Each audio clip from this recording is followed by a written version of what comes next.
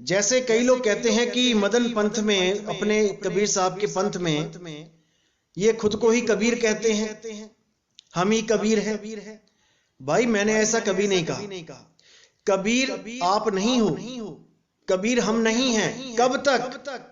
जब तक हमने अपने आप को साध नहीं लिया। साहिब कहते कबीर कबीर क्या करे तू, खोज आपन शरीर और दसों इंद्रियां बस में कर तू आप ही आप कबीर।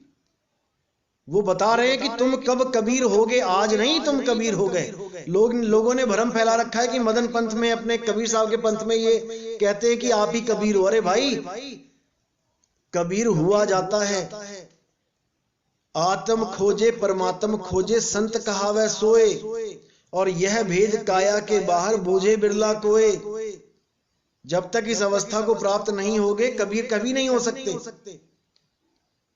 तो इसलिए साहिब ने भी निबिड़ा किया है, कक्का केवल नाम है और बब्बा ब्रह्म शरीर, और रारा सब में रम रहा, वाको नाम कबीर।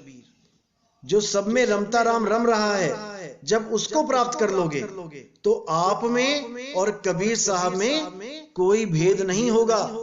वो एक ही रूप हो जाएंगे। एक कहूं तो है नहीं। अभी अगर कोई कहे कि दोनों एक है तो नहीं है, और दो कहूं तो गारी।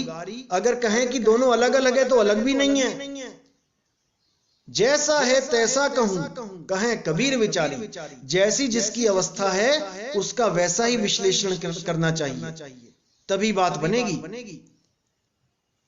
जैसे बचपन में जो आपका शरीर है उसी में एक जवान शरीर छुपा होता है। समय आने पर वो अपने आप प्रकट हो जाता है। आप अपनी बचपन की फोटो देखो, उसी में एक जवान शरीर छुपा था जो अब आपके सामने है। तो ये अगर कोई कहे बचपन में ही कि तुम जवान हो, तो तुम जवान नहीं हो। जब तुम्हारी अवस्था बदलेगी तब तुम जवान हो जाओगे। इसी प्रकार सुरत की तीन अवस्थाएं होती हैं, जीव, शिव और पीव। जीव अवस्था में वो सबसे निचली कैटेगरी में होती है, जहां पर वो सुख दुख का अनुभव करती है दसों इंद्रियों के द्वारा। उसके ऊपर शिव अवस्था होती है, जहां पे वो इन शरीरों से परे निराकार अवस्था में रहती है, जिसको हम मन स्वरूप कह देते हैं, ब्रह्म स्वरूप कह देते हैं। 90% ग्रंथ ब्रह्म स्वरूप की बात करते हैं आज के टाइम में।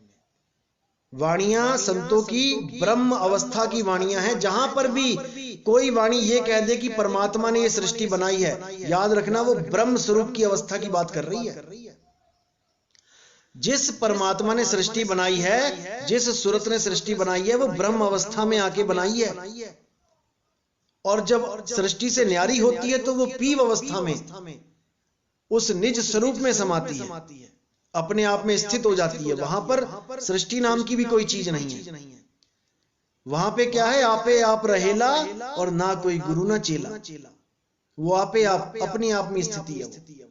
वहां पर किसी गुरु किसी चेले की जरूरत नहीं है। आप ही आप होगे वहां पे, केवल अपने आप में स्वरूप सिद्ध होगे, आत्म सिद्ध होगे।